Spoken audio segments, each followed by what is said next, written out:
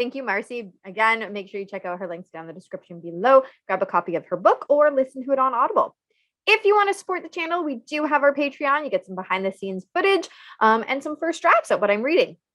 Or you can show it to the world by going to our merch store, and you can get, I'm not wearing any merch right now, but you can get some tank tops, sweaters, cups, lots of different cool stuff on there with some awesome designs. 10% of those proceeds goes back to the Canadian Mental Health Association.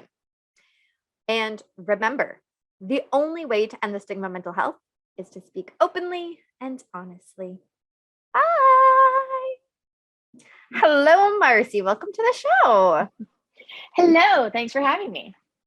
So we had a little bit of confusion, but we are here. We are doing it. We're good to go. Here we go. Ready, set. Yep. Ready, set. Let's go. So first, just tell us about who is Marci. Kind of a complicated question. No. So I am. I was born and raised in Montreal, Quebec. I live in Toronto now. Seriously? I'm by Niagara Falls. Really? Yeah. No, I'm like 20 minutes from the falls. I'm in Welland. So look at that. Yeah, we're closer than we thought. My cousin lives in Toronto. We go to Toronto all the time. It's only like 2 hours away. Yeah, I've been here a while. I went from Montreal to Toronto for a bit, then to Vancouver for 5 years, then back to Toronto. I've been here since 2000. I've moved around a lot within Ontario, but I'm here.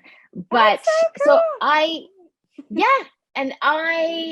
am. I'm a writer and I am a resiliency coach.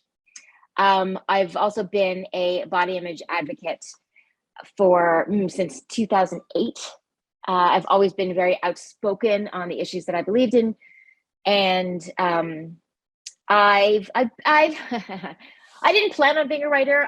It was not anywhere in my plans. It wasn't something that I always loved writing, but it wasn't something I ever thought I'd do. I never took a course.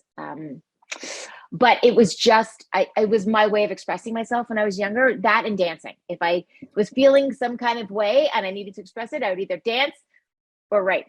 Usually, yeah, we're the same. Is that it? So,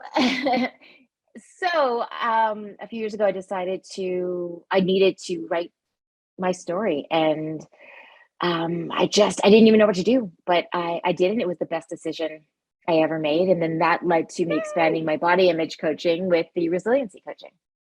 And that's where I am now. I love it. So are you bilingual then? I understand French really well. I can speak it enough if I'm not in Quebec. It's much more impressive if I'm not there. Yeah. It's been a while. I don't remember a lick of my French. I mean, we only have to take it from grades 4 to 9. So like it's not that. Yeah. Well, when I was starting from kindergarten to grade 3, it was all French. It was only French, no English. And then it was half day English and French. And then once I got to high school though, because I had so much at the beginning, I just had a few courses in French, but yeah, I have enough to when I was in Vancouver, they thought my French was amazing. But if I went back to Montreal, they would not be impressed. That's funny. Yeah, no, I don't speak a lick of French. So, all right, so let's dive in to mental health, to body image, and start your story wherever it makes sense for you. Oh, my story. Okay. Lord have mercy. Okay. So my story is this, basically. I started off in life, on paper, everything should have been great. I came from a family that had my parents were together, older brother, older sister. I felt very loved, very supported. I was told that I had a voice and every right to use it, that my opinion mattered. Yeah, when I was I think it was the 3rd grade, I had a teacher that I felt was very rough with the boys and very unkind. And I wrote a petition about him, and everyone signed it and got an apology from the principal and the teacher. Awesome. And yeah, it was an amazing thing because that was when I really learned that I had a voice and I could use it for change. Unfortunately, what happened was this strong, really opinionated, confident kid that I was, I took a turn because life doesn't wait until you're ready, you're old enough, or you're prepared Yeah. before it throws stuff at you. Yeah. And some of us more than others. And for me, I went from being this really self-confident kid that felt like I could do anything Yeah. and wanted to change the world, to feeling like I didn't deserve to be here. That Oh no. I really lost my entire sense of self-worth. And what had happened was, well, when I was 10, my parents got divorced, and that was rough in a sense that my father left and didn't help and support and didn't want anything to do with us. However, I don't remember him being a huge part of my life before then. And my mother was so, it was tough. It was tough struggling, and it was tough seeing my mom struggle, but my mother was so spectacular. I mean, just incredible that when my father left, the rest of us kind of got closer, and we were just this team. So I don't consider the divorce a trauma. I wished my father had been a better father. Yeah. But it didn't traumatize me. What did, however, was a few years later. So I was very, very close with my older brother, who was 5 years older than me. My sister and I at the time were not very close. She was 7 years older. My brother was in between. We were both really close with him. And so he was I called him the invisible armor I wore out in the world. Like, he was just the perfect big brother. Like, he would stand in front of me to protect me, but also stand behind me to encourage me to protect myself. Like, he really was what you would hope that a big brother would be. And when I was 17 and he was 21, he got sick. And he ended up dying when I was 17. He was 21. And oh my goodness. Yeah. And I was very unprepared. I think he'd been ill for a little bit, but I think as a way of sort of trying to protect me, I wasn't told how sick he was. And so I was literally in the middle of writing an English exam, my final English exam for high school, when oh my goodness, the vice principal came in and took me out of class. Yeah, I was not at all prepared. And so my entire world changed. I always say that, truthfully, the moment before I heard that Billy died was the last moment that I ever felt truly safe in the world. And what it did also was, so not only did it make me feel unsafe, because here, to me, this was a very athletic, strong, healthy, to me, kid. Yeah. And he died. So what does that mean for the rest of it? Like, I really felt like at that age, you're supposed to feel invincible. At 17, you're supposed to feel, and I didn't. I thought, oh my God, anything bad can happen. So there was that fear, but there was also the feeling of, he was such a good person. He was so loved that I thought the world needed him more than it needed me. So I felt that it should have been me. Yeah. I also felt that if it had been me, my mother would still have a daughter and a son. So I really, but my mother wasn't, I even said that to my mother, and she was like, no, but I wouldn't have my Marci. What would I do without my Marci? Like, she was great, but I still felt that. So I felt, okay, if I'm going to be here, I have to earn my place. I can't just be okay, regular, ordinary. I have to be spectacular, but I didn't feel spectacular. Yeah. So I thought, okay, I don't think I'm that smart. I don't think I'm that interesting. What can I do? And at that age, I was going to say at that time, but even now it's an issue. I felt, okay, if I could try to be pretty, and at that time, pretty meant skinny, still does, unfortunately. Yeah. And so my brother's death gave birth to an eating disorder. And that sort of set the tone for the next few decades, because when you're not feeling good about yourself, because it was the physical part, but it's everything. My entire self-worth was tied to how I looked, and because I never felt I looked good enough, then I was never good enough. And if I wasn't good enough, then I'm not good enough for relationships. I'm not good enough for work. I'm not good enough for life in general. Yeah. So it totally set me back. And it also put me on a course, make me very vulnerable to the rest of what life was going to throw at me, which was going to be a lot. Yep. And also outside influences that didn't have my best interest at heart, but I also didn't feel like I deserved the best, you know? Vicious cycle right there. A horrible cycle. And so in a nutshell, from there, it was just things. I was in a theater school and I quit. I went from being the kid who wanted to be in front of everybody to wanting to hide from the world. And then from there, I ended up, well, my mother had gotten married, and we found, I'm laughing because it's kind of crazy, but my stepfather ended up being arrested. You'll have to, if you read my book, you'll see it's crazy. It's just a crazy, went to jail. The police were after him for years. We didn't even know. Wow. So I deal with that. And then just about a year after that, my mom was diagnosed with cancer. Oh my which goodness. she ended up beating temporarily. But then I moved to Toronto to sort of try to get my life together. Ended up getting married, and but the hits just kept on coming. I mean, first of all, I was still dealing with my eating disorder. So at that time, how long had the eating disorder been going on? So I started when I was 17. I got married at 24. Okay. So about 5 years in. Yeah, 7 years. About 7 years in. And so I got married, and everything seemed okay. And through there, we ended up moving to Vancouver, and then I decided I wanted to have a baby, got pregnant, had a miscarriage, got pregnant, had a miscarriage, got pregnant again. And, my mom was so excited. We were on the phone 3 times a day. She kept calling it, like, she'd call me with her cravings because it was our baby. And she really felt like this one was going to be okay, this pregnancy. And then when I was 5.5 months pregnant, my mom died. And oh my gosh. Yeah. And that also was unexpected for me. She had cancer, but she was doing well. I thought even though we spoke 3 times a day, we were very, very close. She was in Montreal. I was in the West Coast. Because I had lost 2 pregnancies, she didn't want to stress me out and let me know what was going on. So I got a call from my sister saying, you need to come in like now, like hop on the next flight. And I got to see her for a few hours before she passed.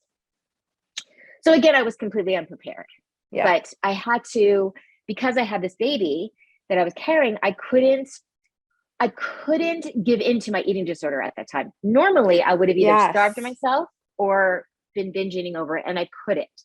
Yeah. So but that's good that you were mentally conscious enough to know that you couldn't. Absolutely. Here's the craziest part, and not to give you too many details, but the craziest thing, I'll just tell you this. I almost lost that baby that I was carrying. However, my mother had given me advice before she died, and that ended up saving his life. But you have to read the book for that. But it was great. No, I can tell you everything. But yeah, so she saved him, and he's named after her. But but that was a tough thing, So now I'm living on the other side of the country. I'm at this point, I didn't have a relationship with my sister. We weren't close. My father was out of the picture. My mom had passed. My brother had passed. And I got pregnant again, and there were complications, not having to do with the pregnancy. I had a reaction to an antibiotic. Long story short, I ended up spending 2 months in the hospital with kidney failure and respiratory failure. I was given a 25% chance of surviving. Lost that baby. Yeah, lost that baby. Had to learn how to walk again, talk again, breathe on my own. Yeah, that's a serious reaction. Oh, wow. No, it was not. Yes, I'm still very close to 2 of my nurses, and this was 22 years ago. Oh my goodness. Because we have this bond. Yeah, no, I had multiple surgeries, but it was pretty harrowing. Got out of that and decided I wanted another baby, and had my second miracle baby. And from that point, everything should have been great, which is what's funny is that one of my nurses that I mentioned, so she told me she bought my book, but she won't read it because she wants to tell herself that everything that happened to me once I left the hospital was rainbows and sunshine. She doesn't want to think, she doesn't want to acknowledge the fact that things to challenge to get. So from there, and again, I won't get into too much detail, but when my younger son was born, things in my marriage took a turn. And I will just say that because I can't publicly say too much. It's in the book though. Yeah. My relationship changed. My husband at the time wanted different things. And I was at a point where I felt like I had I had been through so much. I had a therapist describe it to me, and I don't think it's a real medical term, but she had described it as traumatic overload.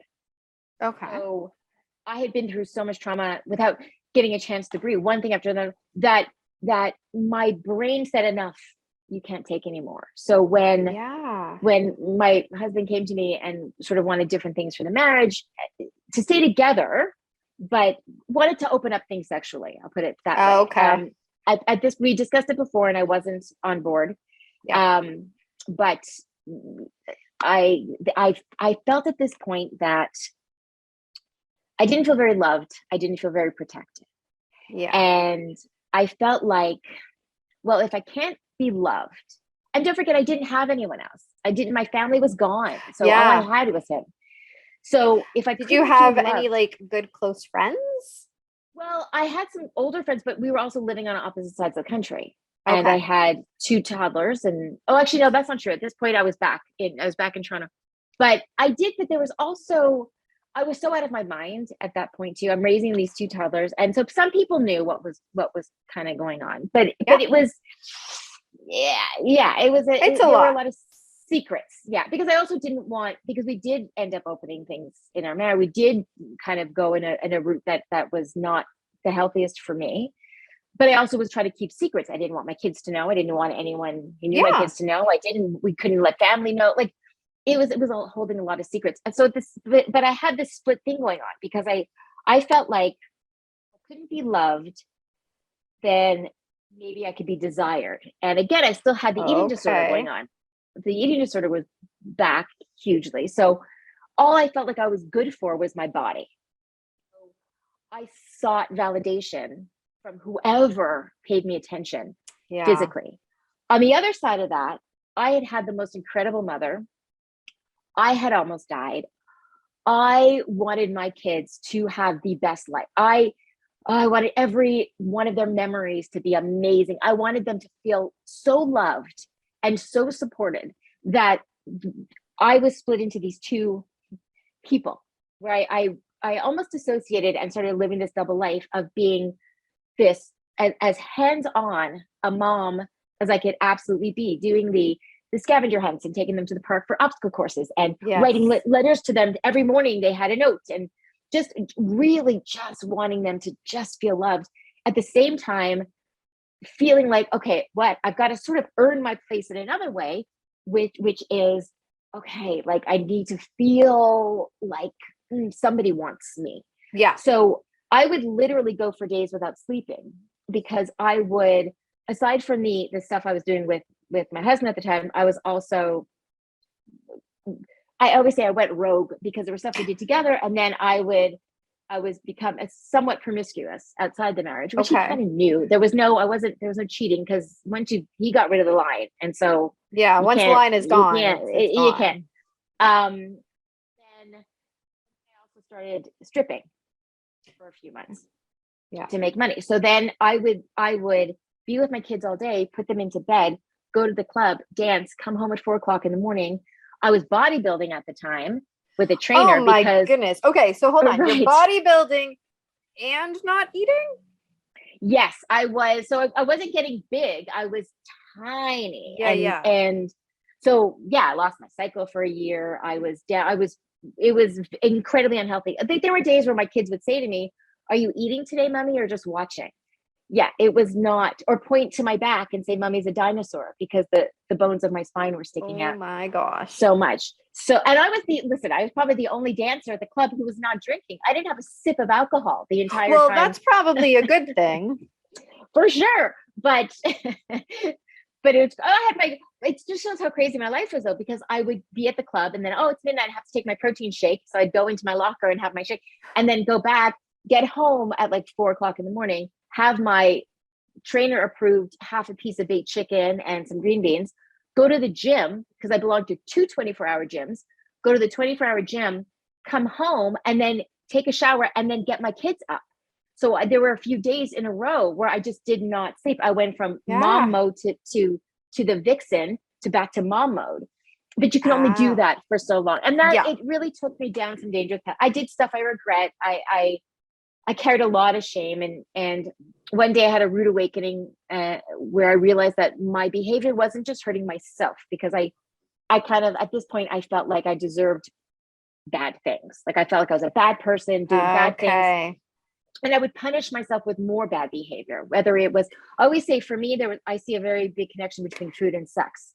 I abused myself through both of them. Yeah. I was either overeating food or undereating food. Either way, it caused me pain. Yeah. And I was sort of sharing myself with people who didn't care about me. But then I felt so bad, like such a bad person for doing those things, that I would eat more and have more sex, because it was like, well, I deserve that. So it was very backwards. But I had a rude awakening where I realized that I was hurting some other people without wanting to, and decided to stop that behavior. Good. And that meant getting out of all of, like, changing my relationship again, and saying we can't do any of that. It meant getting myself into an eating disorder program, which I did. I had also been on medication from all the surgeries that I had, because after I got out of the hospital, I had a thing happen with my liver. I needed to have part of my liver removed. So I had more surgery. So I had scar tissue. So I had pain. So I had been on some very heavy narcotics. I weaned myself off of everything. So I totally changed everything in my life. Here's the thing, though. This is the thing. So I ended up becoming a body image advocate, because once I got healthy with my food and my body, once I had really strong recovery, which was amazing. It was in my 30s. So I battled this for most of my life. Yeah. But I didn't like the messages that my kids were getting at school. It was always health related to weight. And that was an issue. And I started speaking out. I would call the school. I would call a radio station if I didn't like what I heard. I would write a letter to a TV station if I saw something talking about kids and weight. And at the time, this is before Facebook. Facebook was just starting. So there weren't all the body positivity groups and things out there. There was, and nobody wanted to talk about eating disorders, but I did. So I became the go-to whenever there was something in the news. And I started writing for Huffington Post, and I was a regular on different TV shows. Oh, wow. That's awesome. It was great. And then I created a program called Fit versus Fiction. That was an interactive program I would take to schools.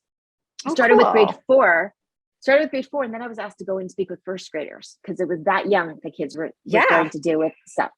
So I did this for years. Here's the thing. I never dealt with shame and the guilt, the mistakes I made in the past. So I felt like a fraud. I felt like, first of all, I was terrified that I'd be doing something publicly, and then somebody would call the station or something and say, oh, you don't know, because she used to do this or she used to do that, and she's not such a great person. And so I was terrified again. I was terrified of the truth coming out. Yeah. And I still felt like a bad person, that I had done bad things. Mm-hmm. And I crashed again. And my eating disorder relapsed, and I started to feel again like I didn't deserve good things. And that nearly destroyed me again. And then it wasn't until I had actually reached a point where I would take my kids to school. They were teenagers at this point. And on the way home every single day, I would see the same overpass and decide, what if I turn my wheel a little bit to the right? Mm-hmm. Would it hurt? Would it be quick?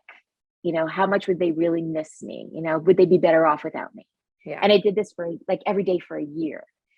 And then there was one day and I talk about this in my book, I had an exchange with a woman at the grocery store. I had dropped my kids off. I had that conversation with myself, was picking up a bunch of food to binge on, and planned on just going home, eating, crying, splashing water on my face, putting on a smile, and going to get my kids. And this woman at the store said something to me at the cash about how I'm always such a light. And I was like, what? Who who? I was, but I was so confused that I left there in tears because I didn't get it. And she's like, no, you're Wow. always so luminescent. I'm like, who does she like? What? But I realized she must see something in me that I thought was gone, but it's still there. Like there must be something there that she sees that I don't. And that made me think, okay, so maybe it's not time for me to go yet. Maybe this isn't where my story is supposed to end. Maybe I haven't survived what I've survived to end it this way. And that's when I decided to make some changes. It took a little bit because I had to figure out what that meant. And also and how to do it. And but I ended up leaving my marriage, and that was the start of me figuring out who Marci is. And also the biggest change, and this happened with writing my book, was being able to forgive myself. And I dedicated my book to anyone who may be struggling to forgive themselves for the mistakes they made when they were just trying to survive. Yeah. Because that was all I was doing. I was doing the best I could with what I had at that time, with the resources, the support, the trauma I was dealing with. Would I do the same things now? Of course not. But I'm not at all the same person that I was then. And I had to stop beating myself up for that. And instead of being ashamed of who I was, I had to start showing that person compassion, and when I was able to do that, I was able to understand why I did the things I did, why I thought the way I did, why I felt the way I did. And that was a game changer for me. And that's when I decided I was done hiding. I felt like I was living in fear. I felt like people could only know a certain part of me. Everybody I met, I was like, do I tell them? How much do I tell them? What if my kids still find out? And I was like, you know what? I was turning 50 and I thought, I'm not going to spend another second with shame or guilt or fear. And I decided, that's it. I am going to put every secret I was afraid of coming out. I'm going to write it and I'm going to share it and expose myself. And I did that. And I had a couple of friends who were like, I had a lot of friends who thought who really pushed me to write the book because they felt it could help people. But then I had a couple of people who were terrified for me, who were afraid that there would be repercussions. And I had gotten to a point where, for the first time in my life, I was strong enough with who I was. I liked myself for the first time since I was 10 years old. So I felt like, okay, so if someone else judges me, that's okay. Like I was okay with that because I was okay with me for the first time in decades. And that's a huge thing. I didn't care if people turned their backs on me because I learned that getting through what I had been through, that was the hard part. Being judged for how I survived, no, that's not gonna hurt me. If my traumas didn't kill me, then being judged for my survival, that's not gonna kill me. Yeah. And so I did it. And I'll tell you something. This is why I tell people, I wish people could feel safer to tell their truth and to tell their story. Because what I found was, instead of people turning their backs on me, I had people that I knew years ago, people I didn't know, messaging me, telling me, I feel so much less alone now. Or I think that's so important for people to realize. We're always so scared to come out of whatever it is that we're hiding because people aren't going to like us anymore, appreciate or whatever, be mean to us. Judge us. Yeah, judge us. Meanwhile, I find the same thing. Most of the time when we come out, we talk about whatever it is, there's more people that come alongside you and either thank you for, I don't feel so alone, like you said, or just like, hey, I'm here for you. There's way more people like that than the ones that are judgy. And the ones that are judgy, way more, are judgy because they're not okay with themselves. Exactly. And that's what it is. And I say that all the time. I mean, there are people that might not be okay with your truth, but they're not your people. Yeah. So they're not going to be supportive anyway. And the thing is, whether I told my story or not, it's still my story. So by not sharing it doesn't mean it's not true. It didn't mean it didn't happen. Yes. It happened. So if you only like me because you don't know me, then you don't really like me because you don't know me. Exactly. So, and I think it gives you the opportunity to find people like you. I mean, the worst thing is to feel like you're alone. And I think what happens is, especially when we're dealing with things that we carry guilt with or carry shame with, we tend to feel like we're the only ones that did this terrible thing. And then when you hear somebody say, oh, I did this and I'm fine and I get it, and you're like, oh, wait a minute, why am I carrying this? Why is this so heavy for me? They're fine, and Yeah. I think that when we do that, when we share, we think we have to share only the positive things. We think we have to put a positive spin on everything because that's what's inspiring. Not for me. I want to hear how somebody struggled. I want to Yeah. hear the stuff that they went through and then how they got out of it. Yes. That's the inspiring part. But I've had people, because there's so many different things in my book, it's I knew that nobody was going to be able to identify with all of them. No. But there are different things that, whether it's body image and self-esteem, whether it's relationships, whether it's grief. I had a woman tell me that she lost her brother when she was the same age as me, and she said she'd never seen it articulated in that way before, because there especially at that time, there wasn't a lot of information about siblings. There really wasn't. So to hear somebody say, or to read somebody say what you were feeling, there's a lot of power in that.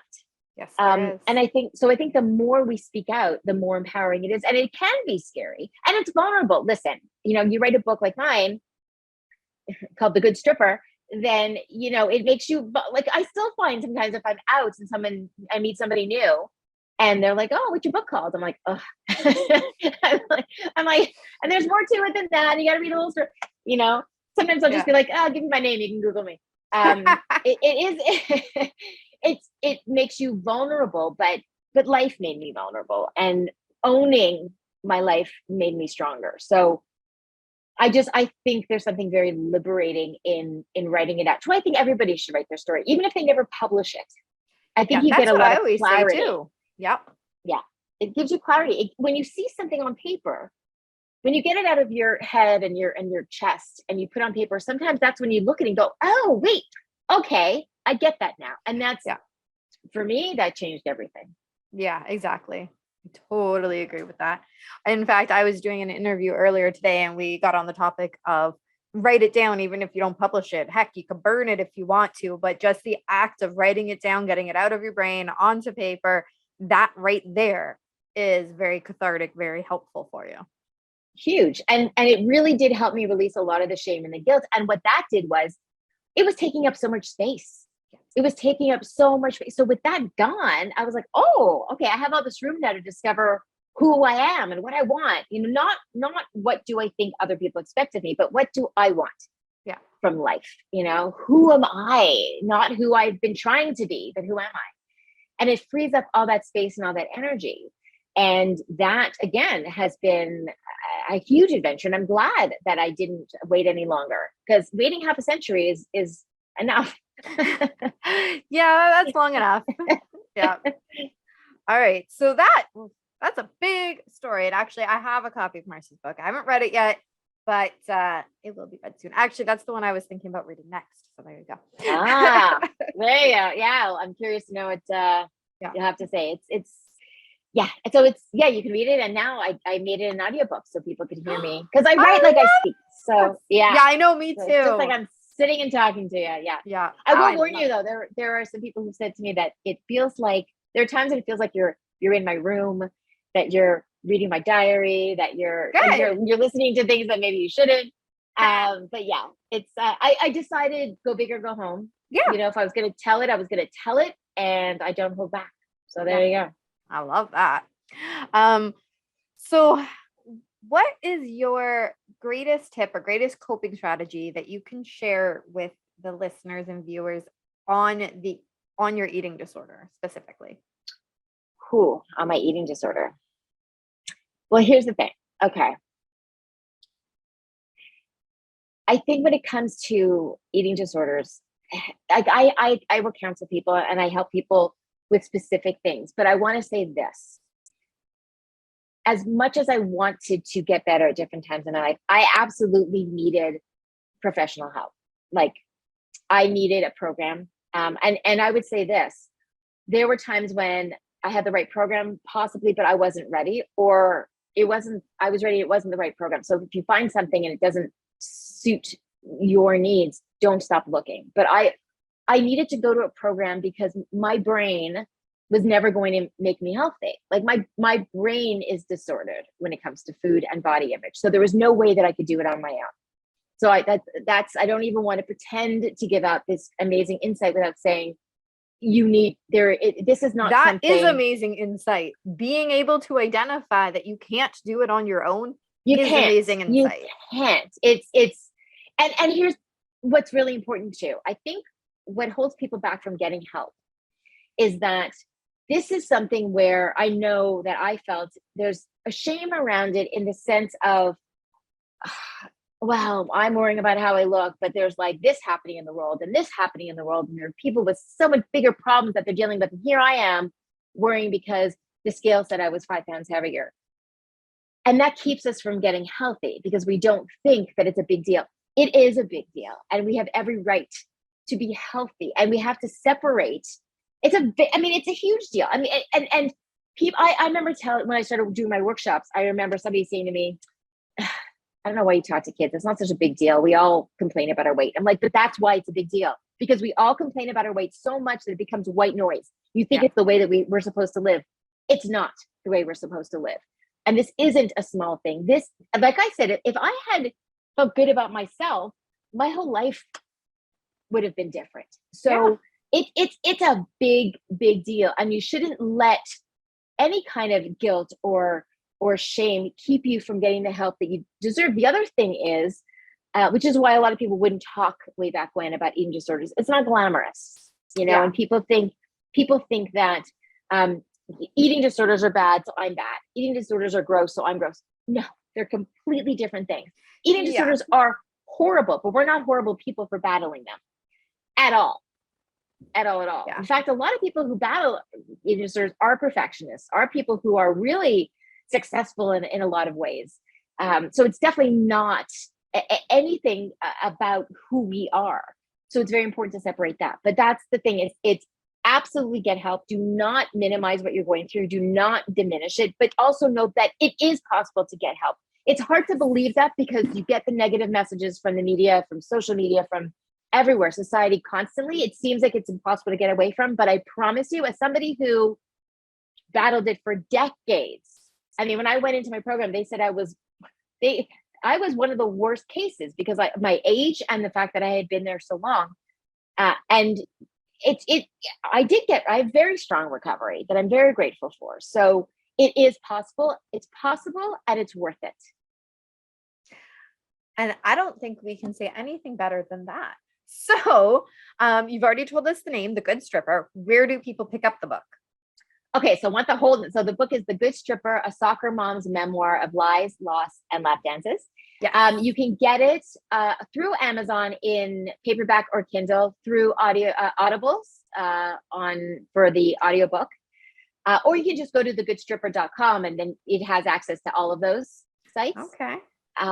I've also, I'm doing my resiliency coaching, helping people shed the shame and the guilt from their past so that they can move forward. And that's just marciwarhaft.com. And then I'm all over social media, Facebook, Instagram, TikTok, and all of that. That was going to be my next question, was where on social media. So there you go. You're ahead of me here. I love TikTok. I am all about TikTok. I like all social media. It's love and hate. As long as you focus on the good stuff. It's true. Go crazy. It's true. Well, I got into TikTok because of cute animals, so it's all good. That's perfect. So thank you so much, Marci. We're gonna put Marci's links down in the description below, so you can very easily check her out. And even if you're watching this right now or listening, you're like, I don't have an eating disorder. I don't know anybody that has an eating disorder. Well, you know what? You probably maybe do, because they're not going to come out and tell you. So share the message out, share the episodes with your friends, because you don't know who is hiding that. Because as Marci's been telling us this whole episode, it's shame, it's guilt, it's not feeling like you're worthy. So this person isn't going to tell you, right? You might not even realize that they are struggling with this. And so if you just hit that share button, then you might be helping somebody and you don't even realize it. And it's also, you might not even realize, because it's, like I said, it's become so normal for people to say, I hate my body. Yes. That you think, oh, they're just saying that. You don't realize that they are struggling. Yes. So there you go. Exactly. So thank you, Marci, so much for coming on the show, for sharing, for telling us all about the story. And check out my blog, because by the time this interview is posted, I will have my blog review up of The Good Stripper. What is it? A soccer mom's memoir of lies, loss, and lap dances. There you go. Thank you. Thank you. Hello, everybody. Welcome to the Write or Die Show. I'm your host, Randi-lee. On today's episode, I am going to be talking to Marci Warhaft. Hit that like and subscribe button right now. Do not miss an episode.